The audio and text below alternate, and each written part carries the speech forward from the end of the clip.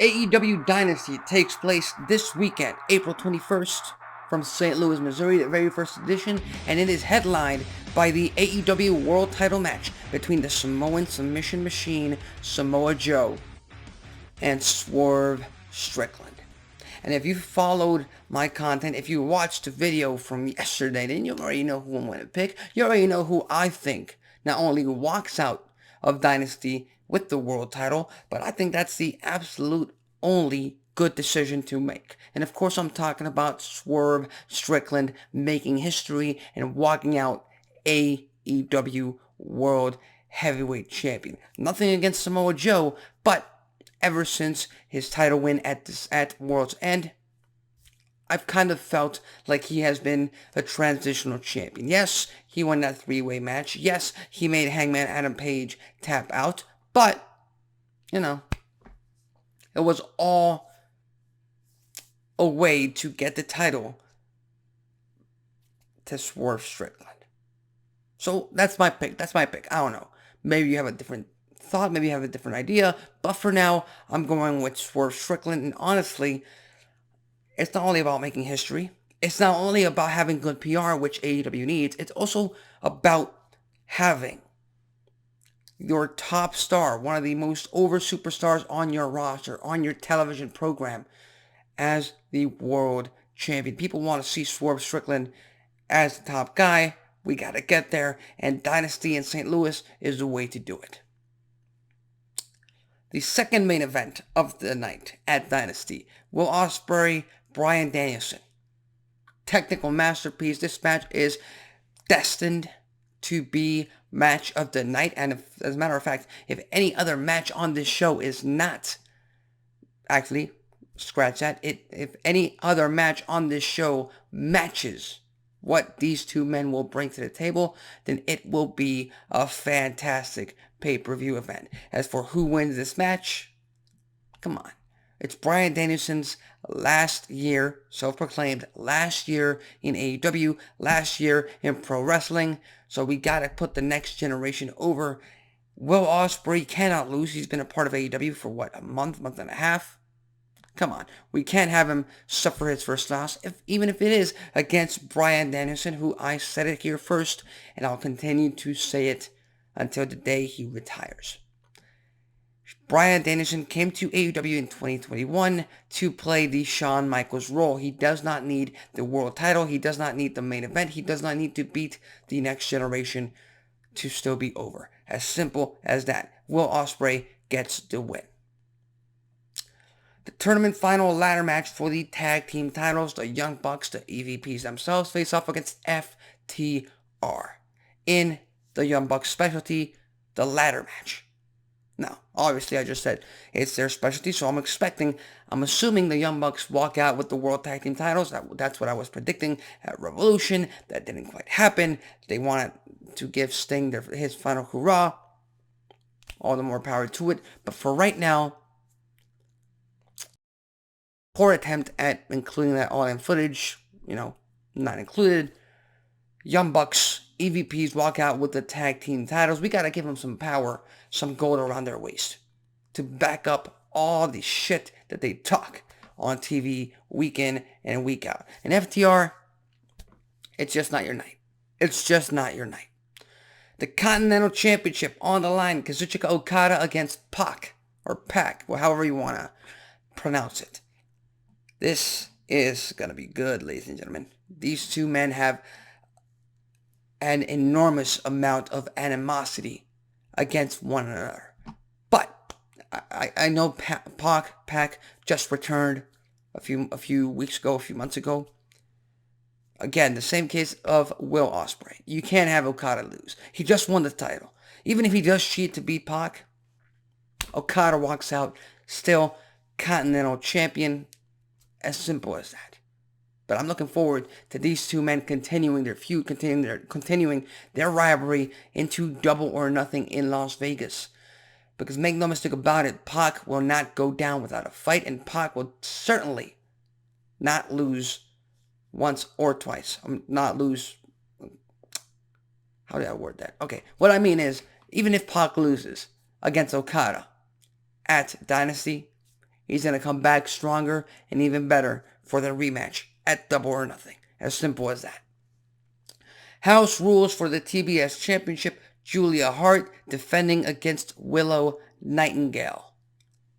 And again, this might be a little bit too predictable, but you already know I'm not a big fan of Mercedes Moné going after the TBS title, the mid-card title for the women's division, and if they're going to do that, then they have to kind of put the title on Willow Nightingale, even though they have been introducing some tension between Julia Hart and Moné. So honestly, it could go either way. It can. For now, I'm going to go with Julia Hart retaining, just because I think it would benefit AEW more if they had Mercedes Moné as a babyface rather than turning her heel going after Nightingale. I don't know. That's just, Mercedes Moné is a top star, a top babyface. People want to cheer for her. You got to keep her as a babyface. But again, with AEW's booking habits, you just never know. For now, Julia Hart retains the title. Singles match for the International Championship. Roderick Strong versus Kyle O'Reilly. Battle of the former teammates, former best friends. Simple, straightforward story. Strong just won the title. Kyle O'Reilly doesn't really have any momentum going into this match. I'm going to give it to Roderick Strong. Roderick Strong walks out still champion, and that keeps gold around the waist of the Undisputed Kingdom? Yeah, that's their name, right? Undisputed Kingdom. Sorry, haven't seen Adam Cole or Wardlow in a while, so kind of starting to forget about them. Paper Championship on the line. FTW rules for the FTW Championship. Hook versus Chris Jericho. What can I say? I'm a big fan of Hook. Big fan of that young gentleman. He's got quite a future if they keep building him up and booking him the way that he's supposed to. And again, the FTW Championship serves its purpose. It's a title. It allows for AEW to call Hook a champion, even though he is not yet. And Chris Jericho, I was a big fan of Chris Jericho up until Le Champion. Everything after that, it's kind of been overkill, kind of been not something that I want to watch. But overall, this match is only going to go one way. It can only go one way. Again, another case of let's put the newer generation over. Hook for the win. Hook retains his paper championship, the FTW title. With all due respect, there's way too many titles in AEW and Ring of Honor. I can't really take that title seriously.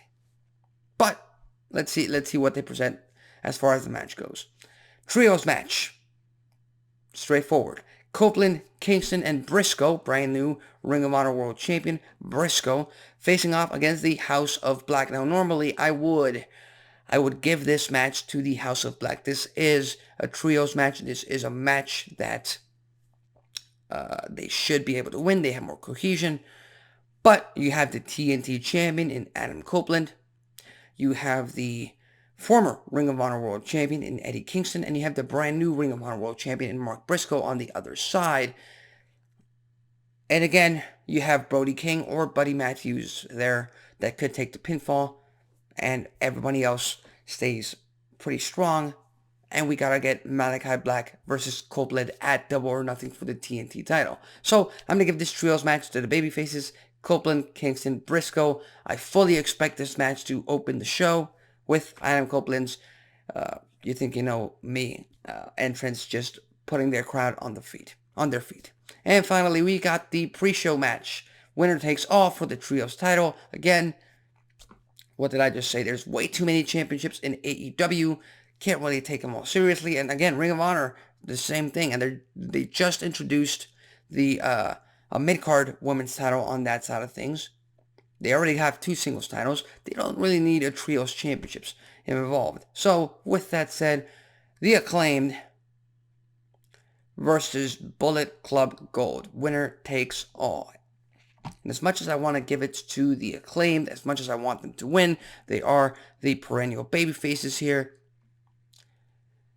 If Swerve Strickland becomes world champion, which I fully expect that to happen, we got to start building up Switchblade Jay White in order for him to be a top contender for that title.